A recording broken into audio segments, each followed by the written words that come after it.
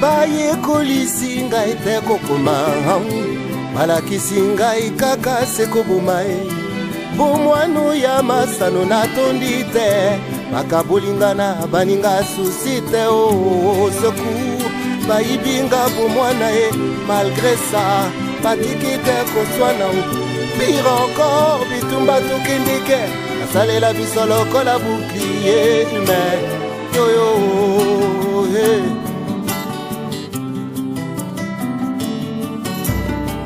mobotini nyango oya kondima oya ye mwana asekana na moto la guerre commencé oyo biso tondima. Fidèles téléspectateurs, chers auditeurs et internautes, bienvenue à votre émission, à votre magazine L'éducateur. L'éducateur, ce magazine est conçu pour vous et pour le bien de nos enfants, de nos jeunes, qui sont censés être éduqués par nous, par les parents, par tout ce monde qui a déjà n'est-ce pas, de l'expérience par rapport aux notions de l'éducation dans notre société. C'est un magazine qui est conçu par l'Ordre des Pères Piaristes ici en République démocratique du Congo et de manière particulière ici à Kinshasa.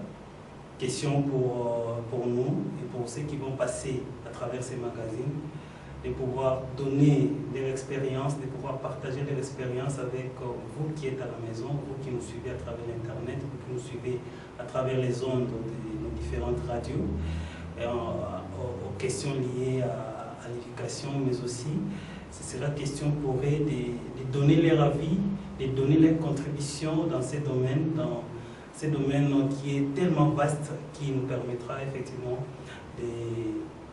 d'orienter nos enfants et nos jeunes qui sont nombreux en train de nous suivre. Donc vous êtes censés prendre rendez-vous avec cette émission, désormais dans plusieurs chaînes que nous allons donc vous communiquer tout au long de l'émission et dans les prochaines émissions.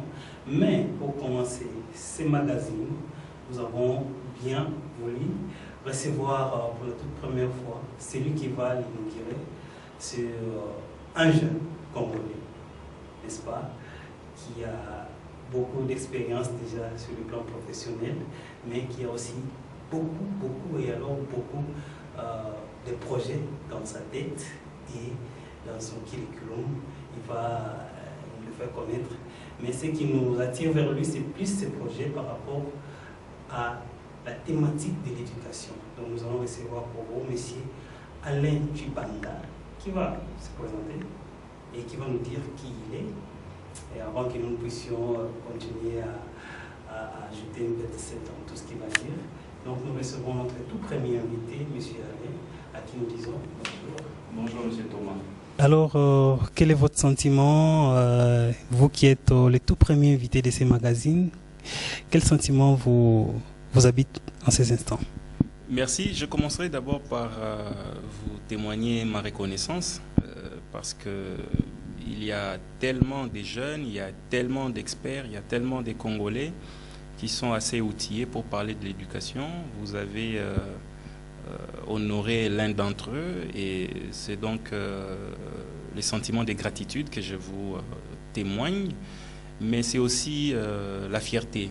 La fierté de parler de la RDC, de parler de l'éducation au Congo, la fierté d'être Congolais et de parler de nos enfants. Et donc, en ce moment précis, ce sont ces sentiments-là qui m'animent et j'ai saisi l'occasion pour remercier l'ordre, la congrégation des pères piaristes établis ici en RDC et de remercier également toute l'équipe de production de l'émission L'Éducateur. Merci beaucoup, merci d'emblée DG. Alors, pour commencer notre émission comme nous l'avons annoncé, nous voudrions savoir, le public qui est en train de vous suivre, ils nous suivent à travers les médias de tous bords, la radio, la télévision et pourquoi pas l'internet. Qui êtes-vous, monsieur Allé? Moi, je lis quelque chose sur vous, on vous présente comme un jeune entrepreneur congolais. Vous pouvez nous dire plus? Merci pour la question. Vous savez, c'est très difficile de parler de soi-même. Je vais essayer de répondre à cette question. Je suis Alain Chibanda, je suis licencié, j'ai un diplôme de licencié en communication obtenu en 2008 à l'Université catholique du Congo, où j'ai aussi presté comme assistant chargé de la recherche et des travaux pratiques à la faculté de communication. J'ai été dès 2012 jusqu'à 2015 expert du cabinet du Premier ministre. J'ai été d'abord chargé d'études et ensuite j'ai été élevé au rang de conseiller en charge de la communication et relations extérieures. Juste après, j'ai travaillé dans une agence pendant une année, une agence de communication où j'ai assumé les fonctions de directeur des opérations. Et depuis quelques mois, je me suis engagé à travailler pour mon propre compte. Donc, comme vous le dites, je suis un entrepreneur. J'ai initié un établissement qui est dans les secteurs de l'éducation et qui prône l'apprentissage des langues via les technologies de l'information et de la communication. Voilà ce que je fais. Et vous appelez cette entreprise comment? L'entreprise s'appelle Kilist, donc c'est K-I-L-I-S-T, tout simplement des lettres, si vous voulez, qui reprennent les 4 langues nationales établies par la constitution de la RDC. Donc les Ki c'est Kikongo, Li c'est Lingala, S c'est Swahili, T c'est Chiluba. C'est le nom de l'entreprise que j'ai créée. Voilà, Kilist, donc chers auditeurs, chers téléspectateurs, internautes également, nous serons donc obligés, n'est-ce pas, de nous familiariser avec cette entreprise qui n'est autre qu'un moyen pour nos enfants de pouvoir accélérer, n'est-ce pas, ou continuer le processus de leur éducation. Alors, nous allons revenir sur Kilist, mais je voudrais, parce que je vous ai appelé en tant qu'effectivement quelqu'un qui est concerné par les questions d'éducation, je voudrais que vous puissiez, avec un œil d'expert par rapport à tout ce que vous avez à faire dans la vie, qui vous a aussi donné une certaine expérience, et maintenant par rapport à ce que vous êtes tenant compte de votre propre entreprise, avoir une idée, vous pouvez faire une petite analyse de la situation de l'éducation dans son ensemble dans notre pays. Et comme nous sommes à Kinshasa, qui est le miroir, regardez les fils qui est Kinshasa, donnez-nous un peu l'aperçu, comment vous voyez l'éducation chez nous. Bien, merci pour cette question. Je vais essayer d'y répondre par rapport à mon parcours. Vous savez, dans un pays comme la RDC, qui est pratiquement un sous-continent, des questions liées à l'éducation, des questions liées à la santé requièrent toute l'attention possible. Et donc, le Congo, ça fait 2 345 000 km². Ça fait aujourd'hui 26 provinces. Et donc, parler de l'éducation, ce n'est pas une mince affaire. Eh bien, à ce jour, je dirais d'abord que le Congo dispose d'une loi nationale qui organise le secteur de l'éducation. C'est la loi sur l'enseignement. Mais je dirais que dans cette loi, il y a des avancées, d'accord, mais il y a aussi des détails qui sont en train d'être résolus. Parce que c'est une loi que nous avons héritée pratiquement de la Deuxième République. Et donc la société congolaise ayant évolué, cette loi est appelée à connaître également une mutation essentiellement pour répondre aux problèmes qui se posent aujourd'hui. Pour revenir à la question, qu'est-ce qu'il faut dire, qu'est-ce qu'il faut parler autour de la thématique de l'éducation en RDC? Je dirais que, a priori, l'éducation au Congo, comme partout ailleurs, est un droit. Et la constitution de la RDC est claire là-dessus.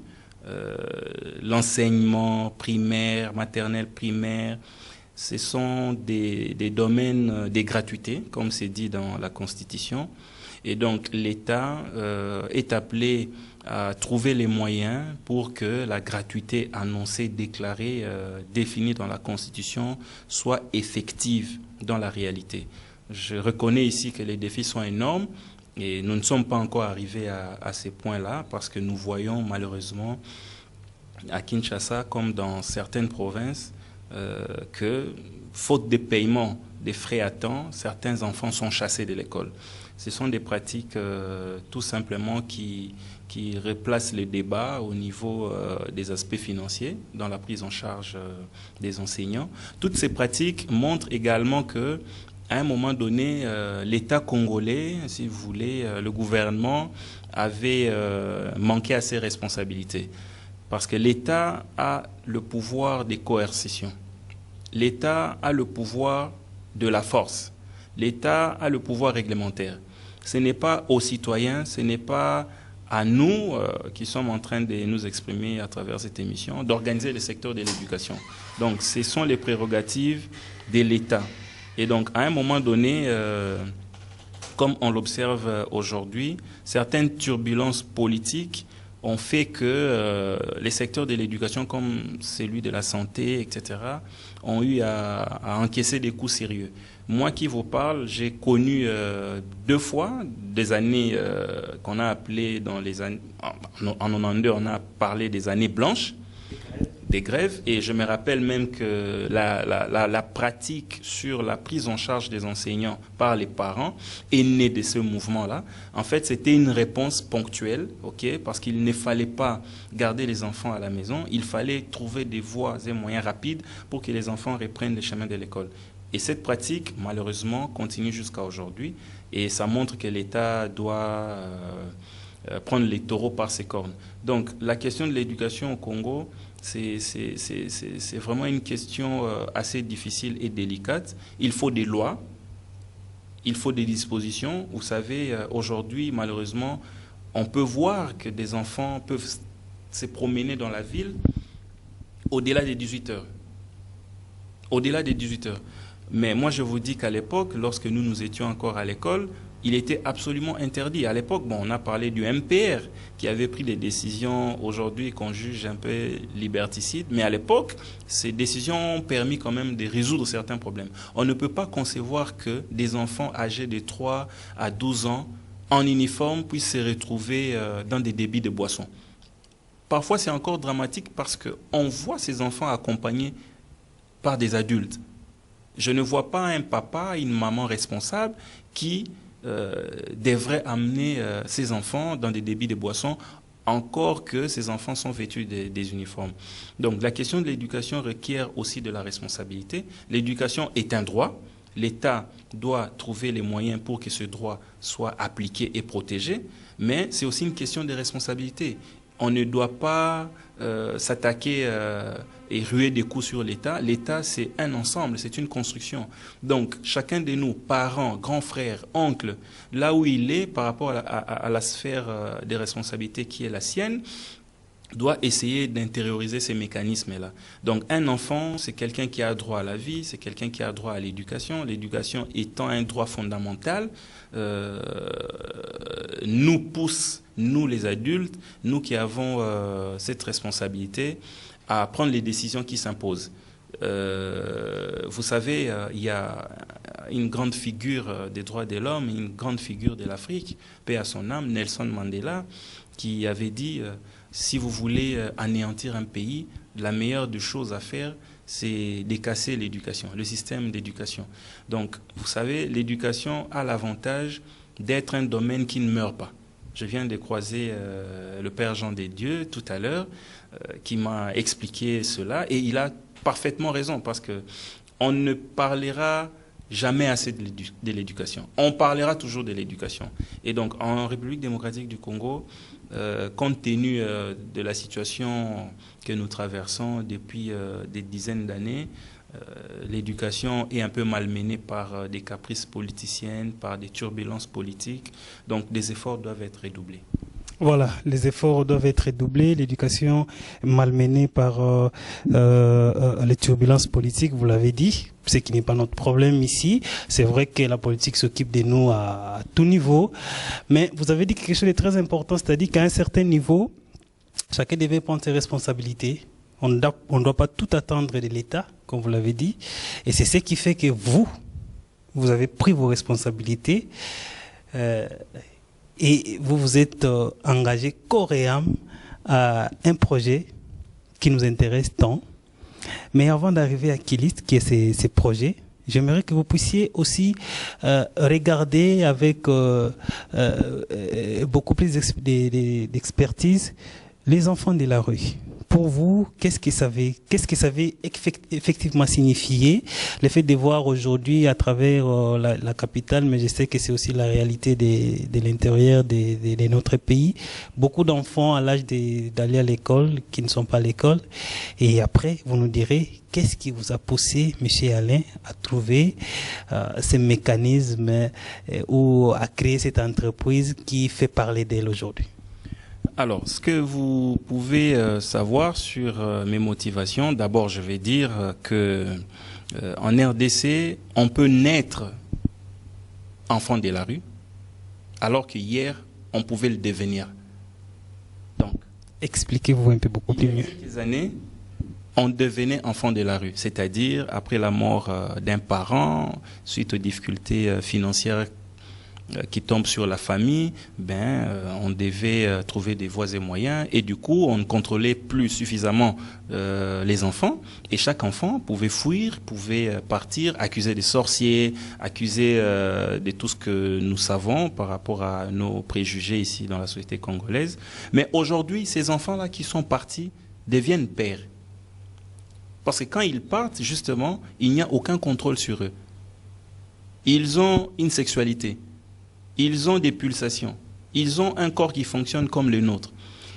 Puisqu'ils ne peuvent plus être contrôlés, ils s'adonnent à ce qu'ils font.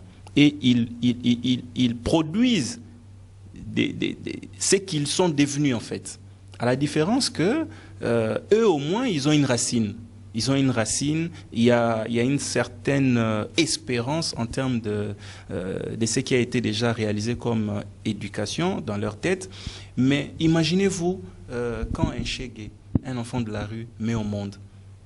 Vous imaginez les conditions dans lesquelles ces bébés arrivent au monde? Vous imaginez quand les autres vont à l'école, cet enfant-là, il fait quoi? Cet enfant, il dort sous les carcasses des véhicules.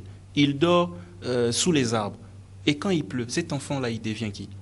Cet enfant-là, est-ce qu'il n'a pas de droits? Il a les droits.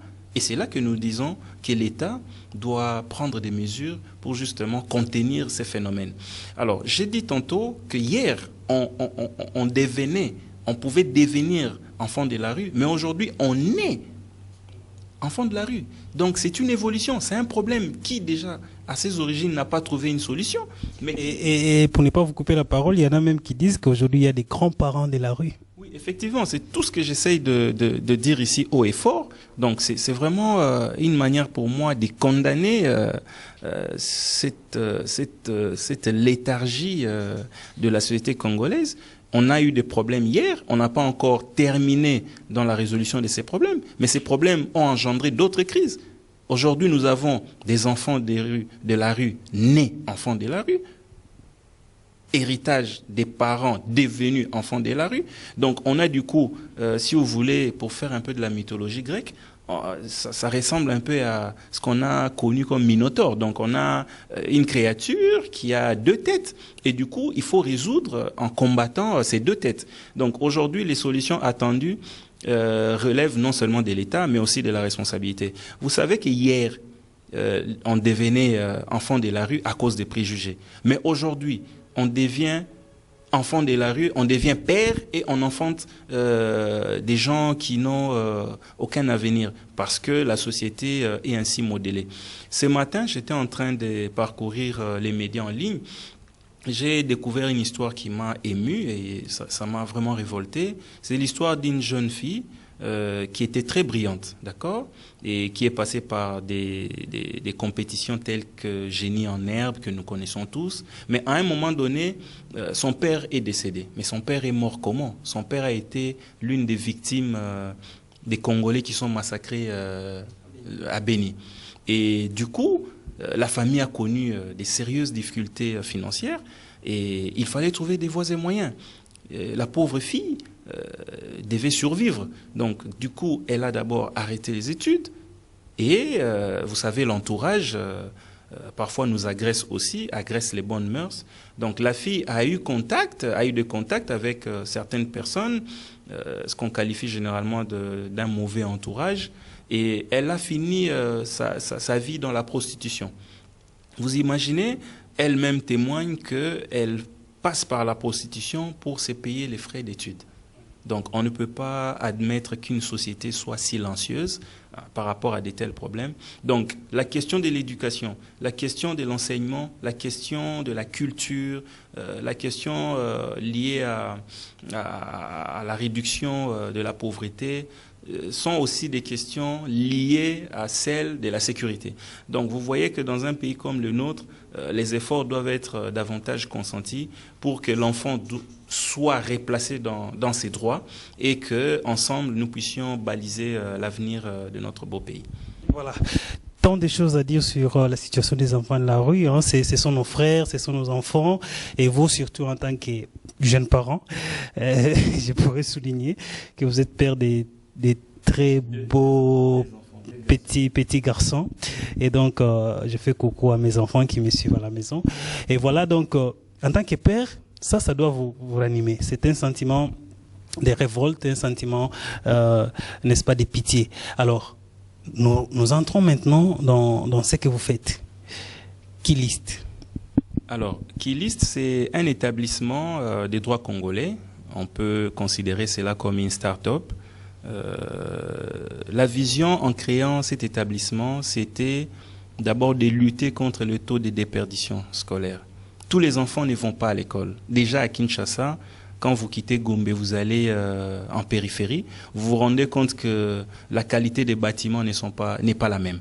Donc les écoles qui sont à Gombe sont l'héritage de la colonisation. Quand vous allez en périphérie, vous trouvez des écoles en paille. Donc, au-delà de cette faiblesse dans la qualité des infrastructures, il y a aussi cette faiblesse dans la qualité de ceux qui sont censés enseigner. Donc, il y a des contraintes financières. Tous les enfants ne vont pas à l'école. Que faisons-nous les enfants qui sont à la maison? Je mets de côté tous ces enfants qui, pour des raisons sécuritaires, des conflits armés, ne peuvent même pas voir ni connaître une école. Donc, il faut des réponses ponctuelles, adaptées à notre contexte. Et on ne peut pas laisser l'État porter cette charge. Il faut de la créativité. Bien entendu, nous avons besoin d'un environnement où l'État sécurise les investissements, mais on ne peut pas attendre parce que la perfection n'existe pas. C'est Dieu qui est parfait. Donc nous, les hommes, nous avons comme objectif de rechercher cet idéal. Voilà pourquoi nous, conscients de toutes ces difficultés qui bloquent le système éducatif en RDC, nous nous sommes résolus de mettre en place un établissement qui, en fait, va essayer d'aider les enfants, même les adultes, parce qu'il y aura des propositions adaptées aux adultes. Je disais, l'objectif de cet établissement, c'est d'aider les enfants à améliorer leurs connaissances dans 6 langues. Parmi les 6 langues, 4 sont les langues nationales, et c'est même l'origine du nom Kilist, parce qu'il s'agit de Kikongo, Lingala, Swahili, Chiluba, et l'une des 6 langues est la langue officielle, c'est le français.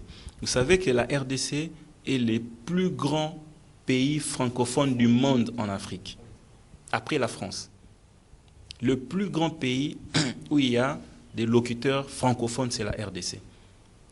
Ça veut dire qu'on ne peut pas parler de la langue française sans faire allusion à la RDC. Et nous avons voulu, fort de cette évidence, mais motivé aussi par la constitution de la RDC qui reconnaît à la langue française les statuts des langues officielles, lancer une initiative qui est vraiment saluée. Je remercie en passant tous les internautes qui se mobilisent pour Kilist. C'est en fait ça, l'avantage de lancer des projets qui peuvent résister à l'usure du temps. Ce projet-là ne concerne pas Alain Chibanda. Ce projet-là concerne les langues de la RDC. Ce projet concerne le français, qui est la langue officielle de la RDC et de beaucoup de pays africains. Ces projets concernent l'anglais. Donc, nous avons voulu lancer cet établissement qui a la vision de proposer des applications mobiles. Aujourd'hui, on ne peut pas parler de développement sans compter Internet, sans compter technologie de l'information. Aujourd'hui, les téléphones que nous avons sont des téléphones intelligents. Donc, nous avons voulu, on est en train de travailler dessus, nous allons proposer à tous ceux qui veulent apprendre au moins une parmi les 6 langues proposées telles que je les ai énumérées. Donc, des téléchargés, ça sera des applications mobiles qui vont être téléchargées moyennant un abonnement mensuel et qui vont fonctionner comme des jeux vidéo sur les terminaux comme les téléphones intelligents, quelle que soit la marque, les tablettes, mais aussi les ordinateurs. Donc, l'objectif, c'est d'aider les enfants et les adultes à apprendre en jouant. Aujourd'hui, il est établi qu'on peut apprendre de manière ludique. On peut apprendre en jouant. Donc, les téléchargements se fera moyennant un abonnement et la dynamique des contenus proposés par ces applications, nous allons les présenter dès qu'elles seront prêtes, va permettre à quiconque, moyennant cet abonnement-là, d'accéder au contenu. En ce qui concerne les contenus, nous allons nous mettre en adéquation avec l'organisation de l'enseignement en RDC. Et je profite de l'occasion pour dire merci au ministère de l'enseignement primaire et secondaire, Initiation à la nouvelle citoyenneté, qui nous a témoigné de son appui et de son soutien. Donc nous avons sollicité cela et nous allons lancer une conférence que nous avons baptisée Jeudi numérique. Ça sera tous les jeudis de chaque mois. Okay. Et cette conférence aura pour objectif de réunir toutes les personnes congolaises ou des nationalités étrangères pour parler de l'avenir de la RDC et de l'Afrique par rapport à des thèmes comme l'éducation, la diversité linguistique, si vous voulez, les dialogues entre les langues, face aux mutations qu'apportent les technologies de l'information et de la communication. Voilà en quelques lignes en quoi consiste la vision de Keylist. Voilà. Amis auditeurs, téléspectateurs, internautes, nous pensons que vous êtes en train de comprendre de quoi nous sommes en train de parler. Donc nous sommes dans les domaines de l'éducation. Votre magazine que vous êtes en train de suivre s'intitule L'éducateur. Et c'est produit par l'Ordre des Pères Piaristes en République démocratique du Congo. Et voilà, nous avons reçu pour vous M. Alain Tshibanda, qui est un jeune entrepreneur dans ces domaines, qui nous explique, n'est-ce pas, son entreprise, Keylist, qu'il vient de créer. Mais, M. Alain, c'est vrai, il y a des applications qui vont être des applications mobiles. Avez-vous pensé à des limites que peut avoir ces projets?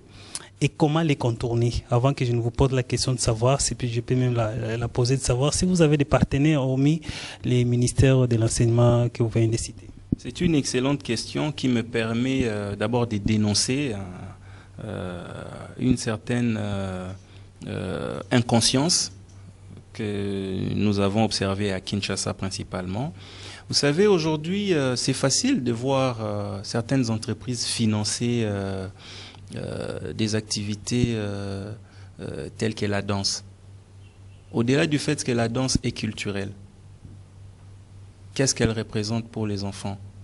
Vous apprenez à vos enfants à danser. Je ne voudrais même pas entrer dans les détails de ce qu'on nous propose comme danse et que ces entreprises financent à travers les sponsorings. Je voudrais juste parler de la pertinence de ce qui est soutenu. Il y a un jeune Congolais, entrepreneur comme moi, qui l'a dénoncé il y a quelques jours sur les réseaux sociaux. Lorsqu'on regarde ce que ces entreprises mobilisent pour financer des concours de danse à impact purement insignifiant par rapport à l'avenir du pays, par rapport à l'avenir des enfants, on se pose des questions sur qui gère ces entreprises. Donc voilà, je commence par dénoncer d'abord cette amnésie, cette inconscience, je l'ai dit ici. L'éducation, c'est l'État, mais c'est aussi une responsabilité collective. Il y a énormément d'initiatives. J'ai rencontré un jeune qui m'a dit « Monsieur Tshibanda, j'ai pu monter une série de dessins animés, mais c'est bilingue, c'est français lingala. Je ne sais même pas aboutir avec ce projet, je n'ai pas de l'argent, je me demande comment je vais diffuser ça à travers les télévisions de Kinshasa. » Et là encore, on a des choses à dire. Comment diffuser? Nous l'avons fustigé avec vous à travers les couloirs avant l'émission. Donc il faut avoir des moyens pour diffuser quelque chose de très important. Et donc la question que vous m'avez posée me permet de dénoncer cette irresponsabilité. Je pèse bien mes mots parce que on ne doit pas faire de la culture une réalité prisonnière. Je n'ai rien contre la danse est culturelle, la danse reflète par moments l'identité d'un peuple, mais il y a des débordements qu'on doit verrouiller. Et donc, vous m'avez demandé les contraintes. Les contraintes, c'est d'abord les aspects financiers. Vous savez, aujourd'hui, pour développer une application qui a les ambitions comme celle que propose Keylist, c'est autour de plus ou moins 20 000 euros. Vous rapportez 20 000 euros au franc congolais que nous avons ici comme monnaie officielle, c'est le prix d'une maison. Mais vous pouvez construire une maison qui n'a d'impact que dans la géographie spatiale. Vous construisez une maison à Elila. Pour en faire quoi? Mais quand vous financez un système de promotion de l'éducation à travers les dialogues entre les langues, comme les applications Keylist, vous avez l'avantage d'agir au-delà des barrières géographiques. Vous avez l'avantage de promouvoir l'identité de tout un pays, de tout un peuple. Vous avez l'avantage de promouvoir la cohabitation linguistique, culturelle. Vous avez l'avantage d'agir sur l'avenir parce que demain, si nous avons des enfants comme nous, qui ne connaissent pas, qui ne maîtrisent pas, qui ne parlent pas le lingala, le kikongo, et même le français ou le chiluba ou l'anglais. Donc au Congo, ça signifie qu'on aura des langues mortes, alors que dans d'autres pays, ces langues sont parlées. Donc c'est aussi une frustration parce que nous sommes en train de voir l'engagement de l'État en termes de soutien, pas seulement pour Keylist, mais aussi pour d'autres initiatives. Moi, j'encourage cela et je rappelle ici d'ailleurs que c'est la Constitution qui oblige l'État de promouvoir et de protéger les langues qui constituent notre patrimoine linguistique. Donc ce n'est même pas une faveur que nous demandons, c'est une obligation comme tant d'autres consignées dans la Constitution. Je ne vais pas aller dans les débats, mais le plus important pour nous, c'est que l'État est déjà en train de prendre le pas. L'État lui-même a initié un projet que nous saluons en passant, des 1000 écoles à travers le pays. L'État a initié également un projet qu'il a appelé ELAN, École et langue nationale, dont la phase pilote a été lancée à Kisangani, si je ne m'abuse. Donc voilà déjà des bases, voilà déjà des initiatives qui montrent que promouvoir l'éducation dans les langues nationales, c'est une question d'intérêt public et une fierté. Voilà, les soutiens, nous les recherchons. Au Congo, on a souvent l'habitude de tout réduire à l'argent. Nous n'avons pas à réduire certaines thématiques de grande importance à des banalités. On a besoin de l'argent pour s'acheter, s'offrir et offrir même aux autres. On ne peut pas vivre sans argent parce que l'utilité de l'argent, c'est juste parce qu'il permet d'effectuer des transactions. Mais il y a des préjugés qui sont entretenus au Congo lorsque on lance des projets. Dans la plupart des cas, il y a eu bien sûr des dérapages. On pense que on cherche le sponsoring, on cherche l'argent pour s'acheter une voiture, pour s'acheter une maison, pour monter un tout petit peu en termes de train de vie. Ce sont des préjugés qui malheureusement pèsent aujourd'hui lourd. Et moi, j'interpelle comme entrepreneur, parmi tant d'autres, ceux qui ont le pouvoir de financer des projets culturels, des projets éducatifs. Je les interpelle, je les appelle à la responsabilité, mais aussi et surtout à un esprit de discernement. Voilà, à un esprit de discernement, sincèrement. Nous sommes en train de chuter, nous allons vraiment vers la fin de notre rencontre avec quelqu'un qui a plein d'initiatives. Je sais qu'au-delà des Keylist, il y a tant d'autres projets sur lesquels nous allons peut-être vous rappeler, si vous pouvez, n'est-ce pas, accepter encore nos invitations prochainement, pour qu'on en parle, parce qu'il y a plein de choses à dire. Mais aujourd'hui, c'était spécial éducation, et c'est comme ça que nous nous sommes attelés sur Keylist. Mais il y en a d'autres, tant de projets, notamment vous appelez ça Kinshasa Daily, c'est un média en ligne que nous avons initié et qui est dans sa version d'essai. Nous sommes en train de tester le comportement des Congolais à chaque fois qu'ils vont sur Internet pour s'informer. Et nous allons proposer une réponse adaptée à cela. Effectivement. Donc, ceux qui suivent également les magazines Salon Congo à Kinshasa et sur la République, ils comprennent que c'est des produits, n'est-ce pas, des certaines agences qui sont dans les mêmes magazines, je dirais dans la même société que M. Alain a mis sur pied. Donc il y a beaucoup de choses sur lesquelles on peut parler avec M. Alain Tshibanda, mais aujourd'hui, comme on les recevait comme responsable et puis cadre dans un domaine qui traite des questions d'éducation, c'est ainsi que vous avez compris que je lui ai laissé tout le temps d'expliquer à vous qui nous suivez à la maison, à vous qui nous suivez, je sais pas, dans vos véhicules, vous êtes dans vos bureaux à travers les mondes sur Internet, de comprendre un peu les projets qu'il a initiés et de comprendre qu'il a besoin de vos soutiens. Il a bien souligné, c'est pas seulement les soutiens matériels, même si c'est le plus important, mais il a besoin de soutien. Vous pouvez appeler, vous entrez dans notre page, même dans les sites web de Kilis, c'est ça? Kilis.cd. Voilà, alors vous aurez toutes les coordonnées. Vous pouvez m'appeler par les numéros que nous mettons là-bas, qui est les numéros pour nous joindre, nous qui sommes les responsables de ces magazines, pour poser des questions autour de son projet. On peut toujours vous répondre.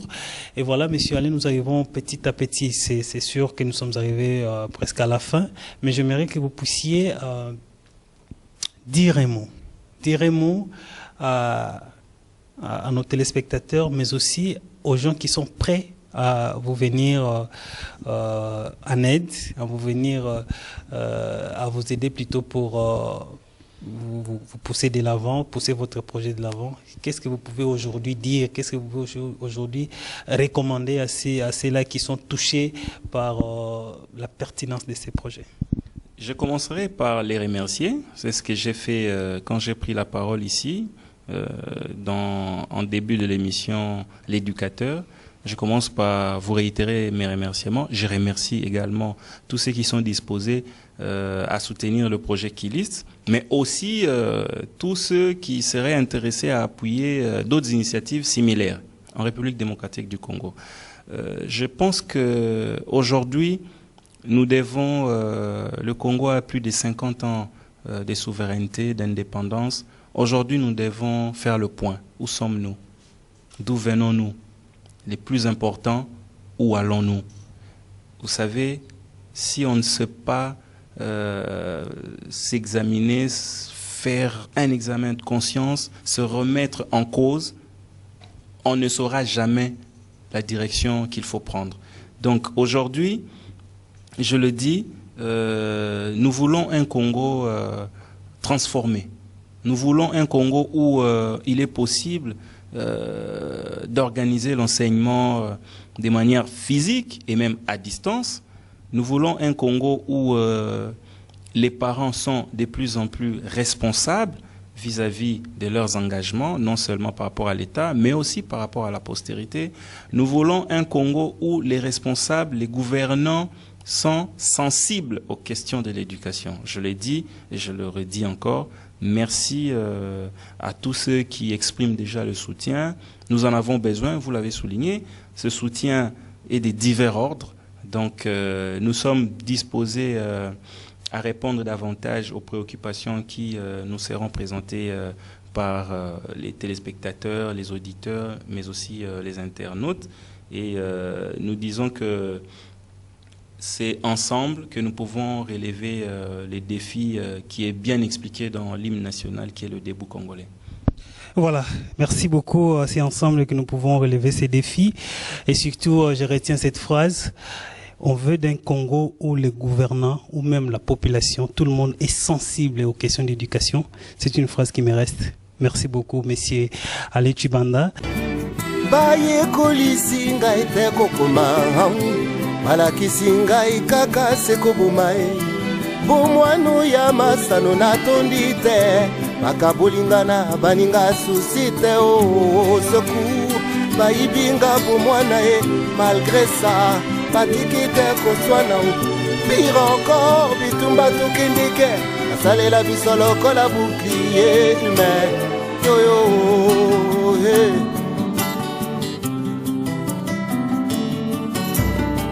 Mobotini nyango oya kundima ye oya ye mwana asekana na moto la guerre commence oyo biso tondima